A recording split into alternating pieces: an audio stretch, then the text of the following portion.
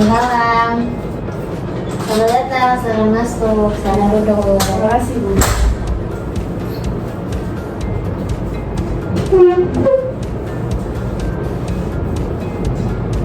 Halo, apa kabar kamu hari ini?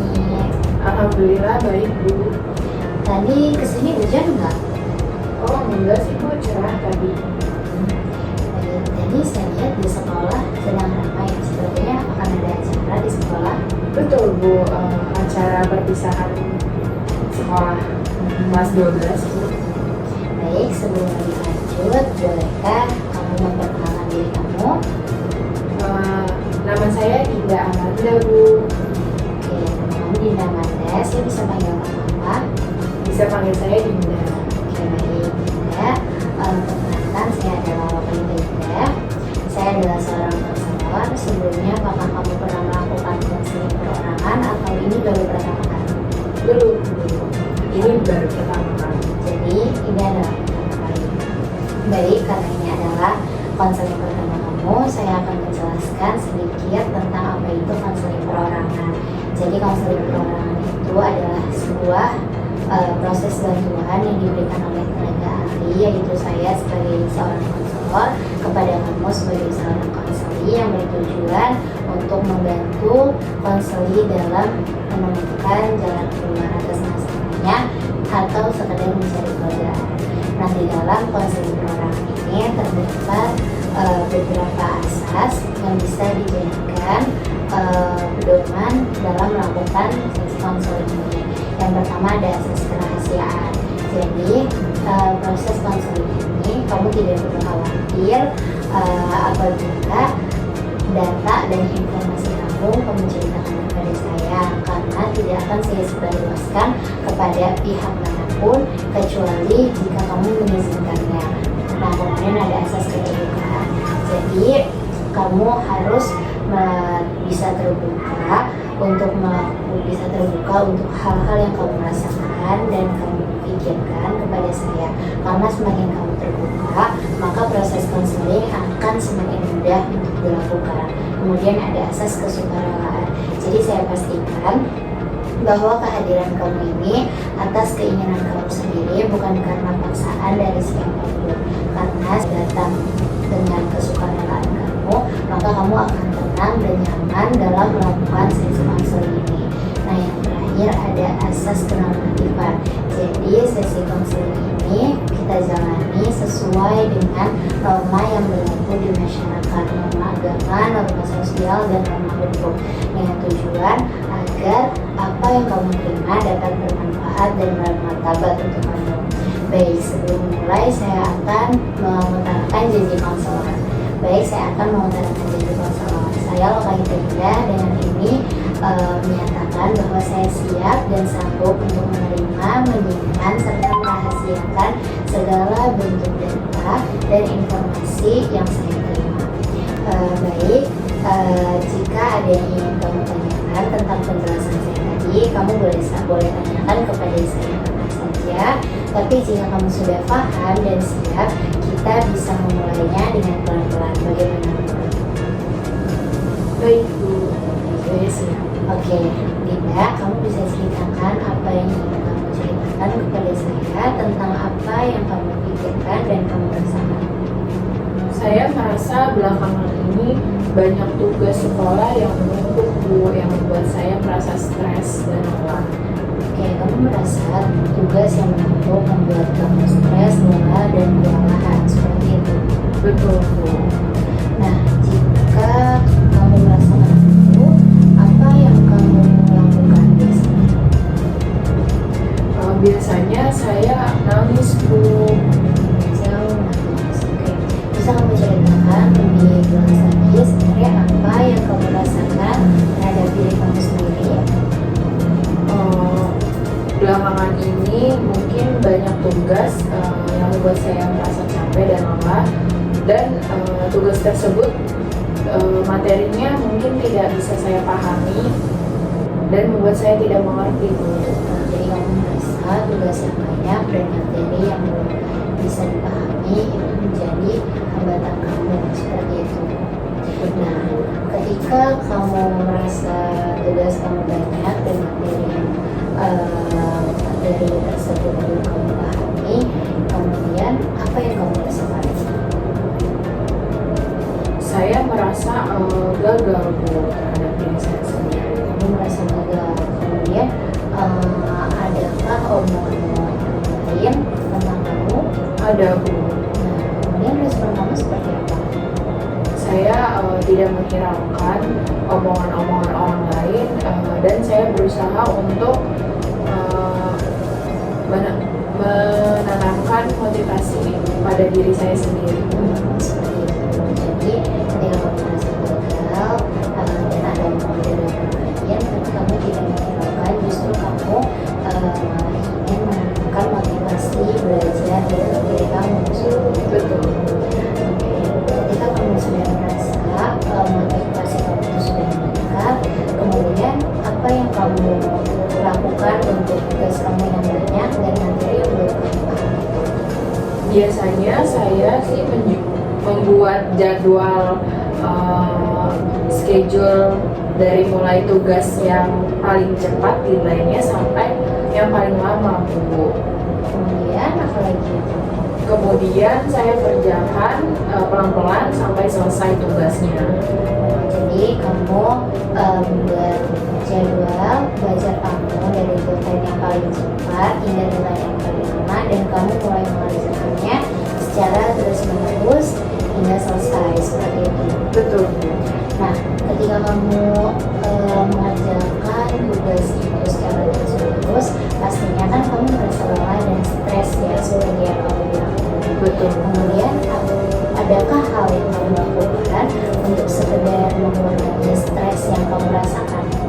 Ada, biasanya itu saya melakukan kegiatan lain Bu, seperti melakukan hobi saya sendiri, yaitu melukis. Jadi kamu ketika kamu merasa lelah dan stres terhadap kegiatan kamu dengan mengerjakan tugas itu, kamu melakukan aktivitas lain, yaitu hobi kamu, yaitu melukis. Betul. Ketika kamu melakukan hobi kamu yang melukis itu, apakah melukis itu bisa mengobati lelah kamu sepenuhnya? Tidak Bu. Tidak. Jadi kamu merasa melukis juga belum sepenuhnya bisa mengurangi stres yang kamu rasakan. Iya. Nah, adakah rencana lain untuk hal-hal yang bisa kamu lakukan? Rencananya saya ingin melakukan hobi saya yang lain Bu, yaitu nanjak gunung. Jadi kamu ada rencana lain untuk sekedar mengurangi stres kamu dengan belajar gunung, seperti itu, Dinda? Betul. Oke, berarti kamu harus menyiapkan ya, karena menanjak gunung itu membutuhkan persiapan ya. Nah, apakah kamu sudah mempunyai gambaran untuk persiapan kamu melakukan hobi kamu itu? Sudah Bu. Baik, jika sudah, berarti kamu sudah mempunyai persiapan ya, sudah mempunyai apa yang harus kamu lakukan. Karena bagaimanapun kamu adalah seorang wanita dan kamu harus berhati-hati ya. Baik Bu. Baik Bunda, kalau yang saya dengar sebenarnya kamu itu sudah bijak dan kamu sudah tahu apa yang harus kamu lakukan untuk masalah yang kamu hadapi ini. Iya Bu, tapi sebenarnya saya masih sering lupa Bu. Jadi kamu sudah tahu, tapi kamu tuh lupa ya. Dan sekarang kamu sudah mengingatkan lagi nih secara tidak langsung kepada diri kamu. Nah, apakah ada kalimat yang ingin kamu sampaikan kepada diri kamu sendiri untuk sekedar menjadi pengingat diri kamu? Ada Bu. Seperti apa? Saya boleh pelan-pelan, tetapi tidak boleh gagal. Itu adalah kalimat yang sangat bijak dan cukup dewasa ya juga. Kamu bisa mengulanginya agar kamu tetap berpegang teguh pada motivasi kamu ya. Iya Bu. Oke, Dinda, apakah kamu merasa lega atas apa yang kamu ceritakan kepada saya? Alhamdulillah lega Bu. Kamu merasa lega. Nah, apakah kamu ingin melakukan sesi konseling selanjutnya untuk sekedar kamu bercerita atau menceritakan progres yang kamu rasakan setelah kita melakukan konseling ini? Boleh Bu, kira-kira jadwalnya kapan ya Bu? Jika kita bertemu seminggu lagi, apakah kamu siap?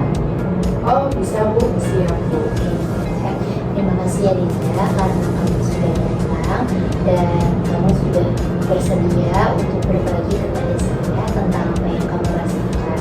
Karena saya lihat progres yang ingin kamu lakukan itu menunjukkan bahwasannya kamu ingin berproses secara pelan-pelan untuk menuju lebih baik lagi, dan saya sangat mengapresiasi itu. Terima kasih juga ya Bu atas dukungan yang Ibu berikan. Semoga saya bisa menjadi pribadi yang lebih baik lagi ke depannya. Ya, Dinda, sama-sama. Saya percaya kamu bisa, kamu kuat, dan kamu tahu apa yang terbaik untuk diri kamu sendiri. Baik, kita akan bertemu seminggu lagi di hari yang sama dan di waktu yang sama ya. Jika ada hal-hal yang ingin kamu tanyakan lagi, boleh kamu tanyakan. Apakah ada yang ingin kamu tanyakan? Sudah cukup Bu, terima kasih ya Bu. Terima kasih ya Dinda. Selamat bertemu kembali ya. Hati-hati di jalan dan jangan lupa untuk istirahat yang cukup ya. Baik, semoga Ibu juga sehat selalu ya Bu. Terima kasih Dinda. Boleh saya antarkan ke depan ya. Terima kasih Bu. Ya, jadi ya. Halo Dinda, senang bertemu dengan kamu. Gimana kabar kamu hari ini? Alhamdulillah baik Bu. Kalau Ibu bagaimana kabarnya? Alhamdulillah, kabar saya juga baik. Gimana perkembangan kamu di minggu ini setelah kita melakukan sesi konseling minggu lalu? Alhamdulillah sekarang saya bisa lebih terjadwal Bu untuk mengerjakan tugas-tugas sekolah. Apakah kamu merasa lebih lega dengan yang kamu lakukan itu? Merasa lebih lega Bu. Oke, jadi kamu bisa tersegar ya dari sesi konseling kita yang kemarin. Tapi ada nggak sih tugas tambahan yang menurut kamu berat? Ada Bu, tapi aku berusaha untuk tetap tenang dan sabar dalam mengerjakannya. Itu adalah hal yang baik Dinda. Itu adalah proses yang bisa diapresiasi dari diri kamu. Nah Dinda, ada nggak sih harapan di dalam diri kamu untuk diri kamu sendiri? Untuk harapannya itu Bu, saya ingin tetap belajar dengan cara pelan-pelan agar tidak stres Bu. Oke, jadi itu adalah proses yang sangat baik ya Dinda untuk kamu. Oke Dinda, jadi apa yang kamu rasakan setelah sesi konseling pertama dan kedua kita hari ini? Aku lebih merasa didengar, dihargai, dan didukung Bu. Oke, itu adalah hal yang sangat baik dan semoga itu bisa membantu kamu untuk kedepannya. Karena saya yakin sebenarnya kamu memiliki potensi yang sangat tinggi untuk bisa semangat kedepannya dalam belajar dan mengejar impian kamu ya Dinda. Baik Bu, terima kasih. Terima kasih ya, Supportnya. Terima kasih ya Dinda karena kamu sudah datang dan mau bercerita kepada saya dengan jujur dan sukarela. Semoga kita bisa bertemu lagi nantinya dengan keadaan baik dan cerita baik-baik lainnya ya Dinda. Amin, terima kasih juga ya Bu sudah mendengarkan saya.